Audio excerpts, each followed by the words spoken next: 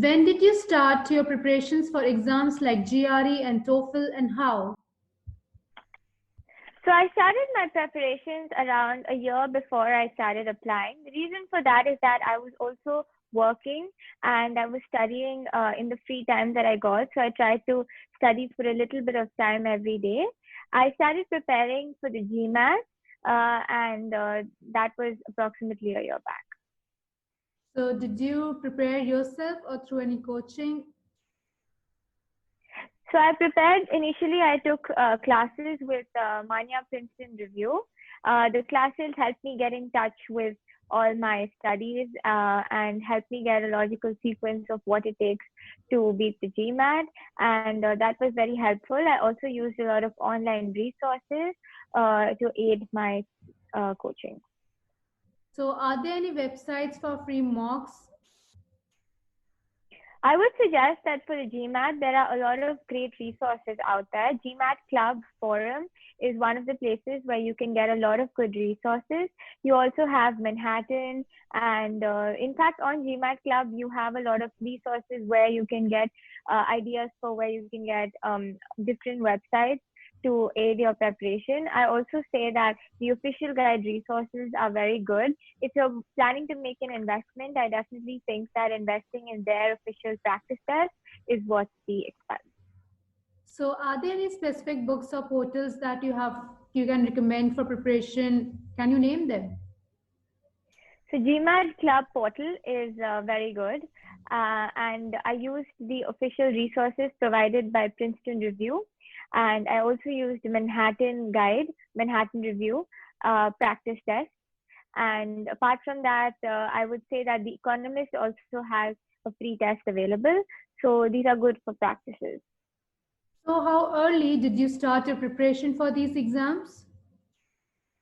So I started the preparation for the exams approximately 1 year before my application.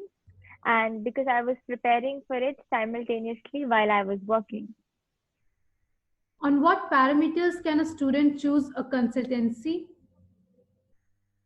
Students can choose a consultancy based on how much time they have and exactly how much preparation they need and what they're looking for.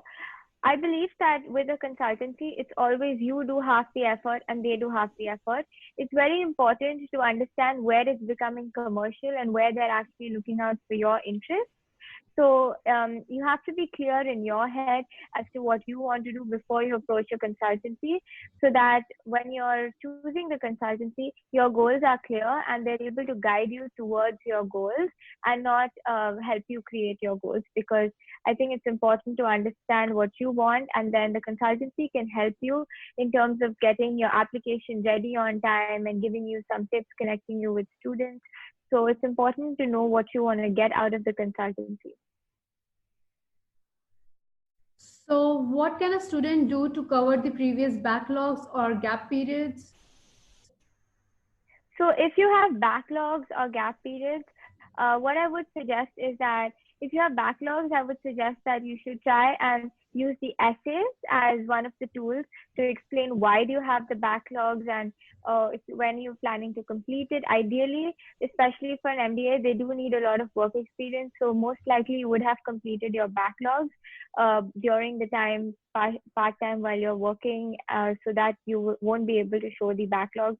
And for gap periods are a great way to show why what you did in your gap year aligned with your interests and what you want to do in your future.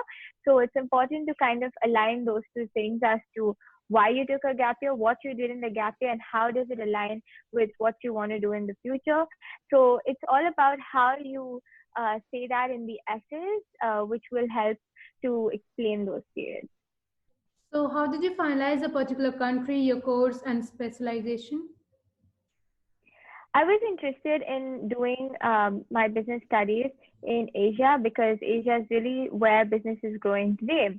So when I was choosing my universities, I had shortlisted the top 1 and 2 in every country of the MBA and the Masters in Management program, and then I applied to them. The countries I chose based on where I felt business was booming and the visa requirements were also good and the education was good as well. So initially, I had shortlisted London, Hong Kong, Singapore, and Australia, and I picked the top 1 and 2 universities in those countries for my course.